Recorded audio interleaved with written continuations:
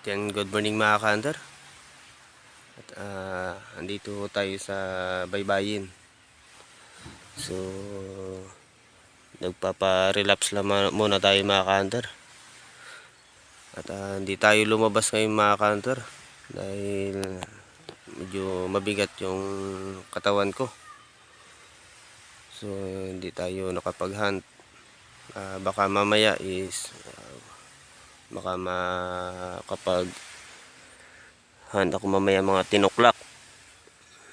So June 7 na to mga ka-hunter. Ayan, ito yung lugar ko. So yun ang bukid ng Sibasti, Kulasi, saka San Jose. Ayan, dulo yun San Jose. Tibiao, ganun dyan. So ang linaw ng dagat mga ka-hunter, hindi na maalon. So ayan, at pero andyan ka-hunter na bukid na yan, dyan sa unahan lang, meron dyang labuyo mga ka-hunter. At ilang bisis na rin ako nakakuha dyan. At sa ngayon